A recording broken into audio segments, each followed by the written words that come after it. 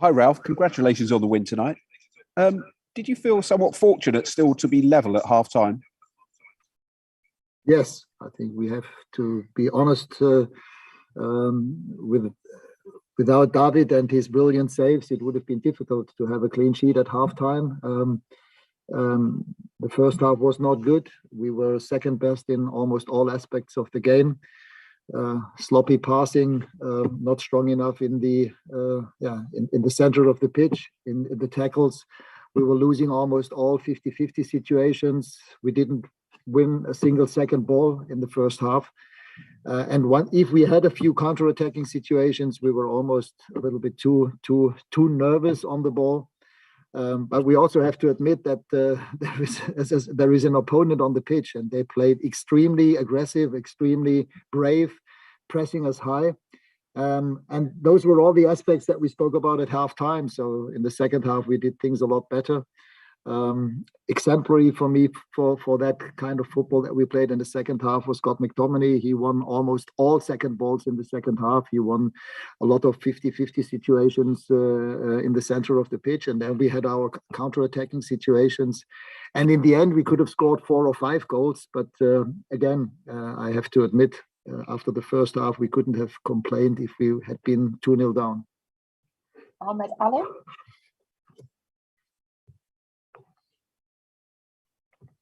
Sorry, you're on mute.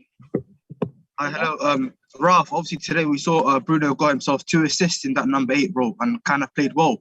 Do you prefer him more in that number 8 role than number 10? Yes, I think most of the top teams in Europe and also in England play in a 4-3-3. I think for him it's better than being pinned to a number 10 position, because he can then make himself available in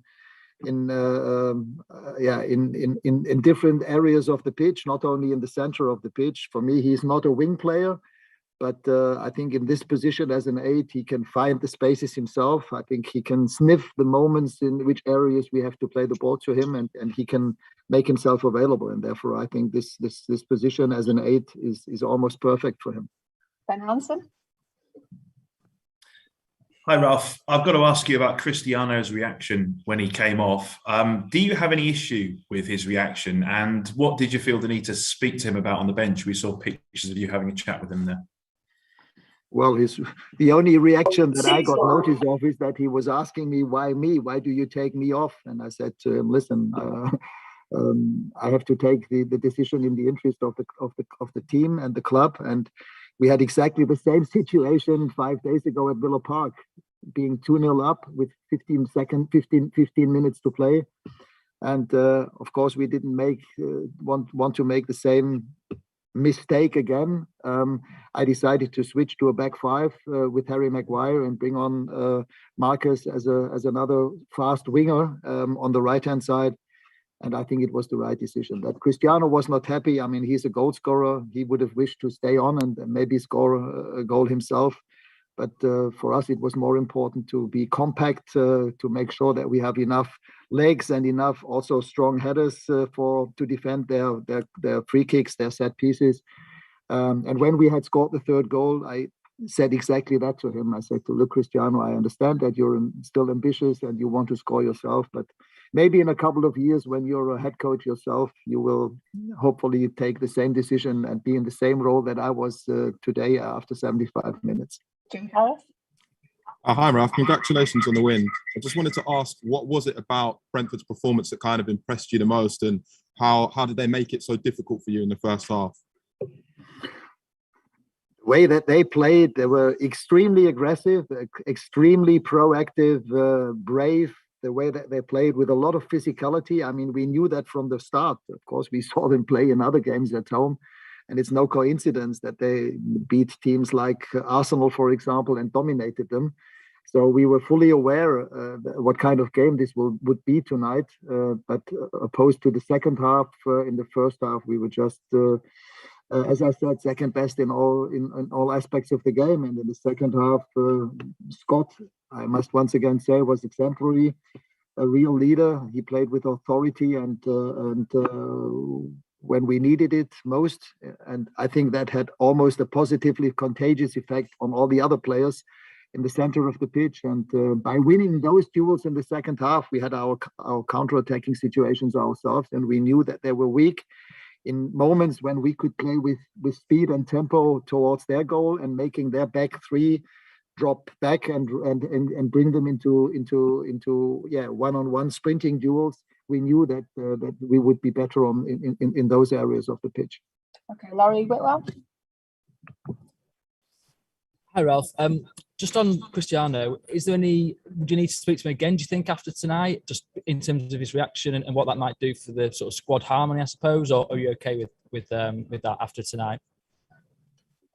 Well, as I said, it was exactly what I have seen, or what I have realized was exactly what happened. Of course, I didn't expect him to hug me after being substituted.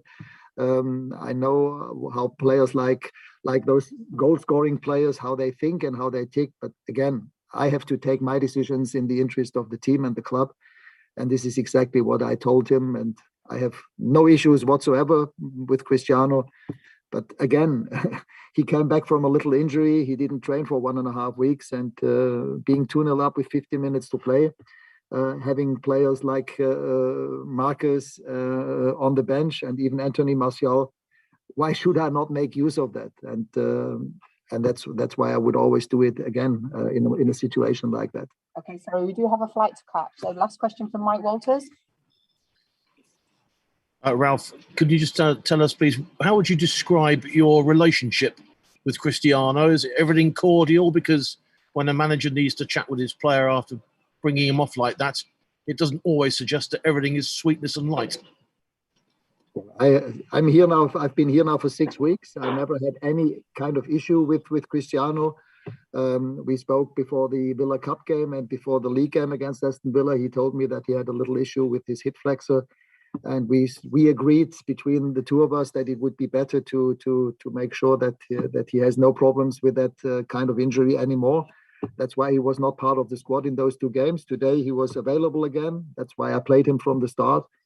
And as I said, no issues whatsoever. So for the future, it's just important that any player, the most important thing is that we win games. And this is first. Okay, thanks, guys. Thank you.